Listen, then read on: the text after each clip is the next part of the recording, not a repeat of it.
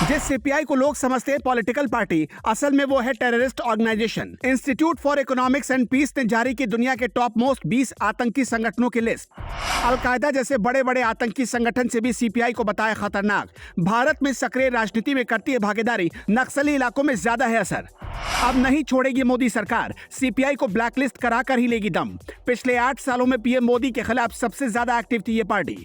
जिस communist party of India यानी CPI को हम पॉलिटिकल पार्टी के रूप में जानते हैं, असल में वो कोई पॉलिटिकल पार्टी नहीं बल्कि वो पूरी तरह से टेररिस्ट ऑर्गेनाइजेशन है। इसका खुलासा institute for economics and peace यानी आईईपी की एक लिस्ट से हुआ है। आईईपी ने दुनिया के टॉप मोस्ट 20 टेररिस्ट ऑर्गेनाइजेशन की लिस्ट जारी की। ऑर्गेनाइजेशन ने जो लिस्ट जारी की है उसमें सीपीआई का नाम भी शामिल है। सबसे चौंका देने वाली बात तो यह है कि सीपीआई का नाम अलकायदा जैसे बड़े आतंकी संगठन से ऊपर है। मतलब साफ है कि यह संगठन अलकायदा से भी ज्यादा खतरनाक है। अब मोदी सरकार इस पर शिकंजा जरूर कसेगी। बता दें कि पिछले 8 सालों में मोदी और भाजपा का सबसे ज्यादा विरोध इसी संगठन ने किया है और नक्सली हिंसा में कई आरएसएस के लोगों को मौत के घाट उतारा है। हम आपको इस रिपोर्ट में बताएंगे कि भारतीय राजनीति में सीपीआई किन किन इलाकों में ज्यादा सक्रिय है और किन किन हिंसा में उसकी भागीदारी रही है।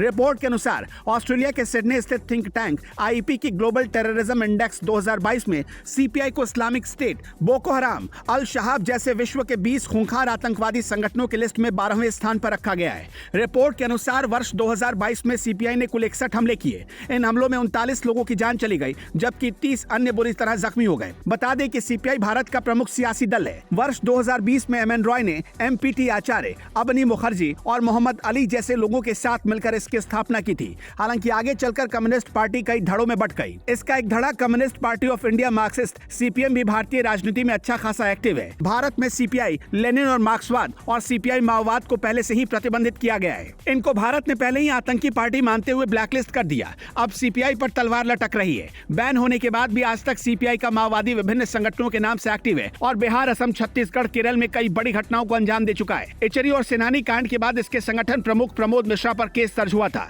लेकिन बाद में ये आदमी छूट गया था।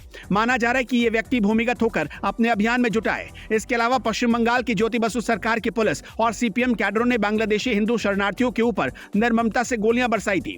जान बचाने के लिए दर्जनों लोग समुद्र में कूद गए थे। इस बात का कहीं भी कोई ठोस आंकड़ा नहीं मिलता कि उस मरीझापी नरसंहार में कुल कितने लोगों की मौत हुई थी। इसी तरह केरल में भी राजनीतिक प्रतिद्वंदियों की हत्या आम है। वहां भाजपा और हिंदू संगठनों से जुड़े लोगों की हत्या कर दी जाती है। अभी 2 दिन पहले दिनेश और विष्णु नाम के 2 बीजेपी कार्यकर्ता घायल हो गए। दोनों को इलाज के लिए अस्पताल में एडमिट किया गया। इसी तरह नवंबर 2021 में 26 साल के युवा आरएसएस कार्यकर्ता संजीत की हत्या उनकी पत्नी के आगे ही कर दी गई। घटनास्थल पलक्कड़ का इल्लापुल्ली था। इसके अलावा 16 और 17 फरवरी 2022 की रात करीब 12:30 बजे बीजेपी कार्यकर्ता शरद कुमार पुरम को चाकुओं से गोद दिया गया। शरद कुमार पुरम वैरम कोड़े के रहने वाले थे। एक अन्य मामले में 26 सितंबर 2022 से लापता भाजपा कार्यकर्ता बिंदु कुमार का शव बरामद हुआ था। यह घटना केरल के कोट्टायम जिले के चंगनसेरी क्षेत्र की है। ये सब कुछ बताने की सिर्फ इतनी वजह है कि सीपीआई हिंदुत्व और भाजपा का हमेशा विरोधी रहा है और देश में नरेंद्र मोदी के प्रधानमंत्री बनने के बाद अक्सर ये षड्यंत्र करता रहता है। बुद्धिजीवियों का यहाँ तक मानना है किसी कम्युनिस्ट पार्टी ने पूरे किसान आंदोलन की रूपरेखा तय की थी। ऐसे में मोदी सरकार आईपी की रिपोर्ट के बाद कड़ा एक्शन ले सकती है।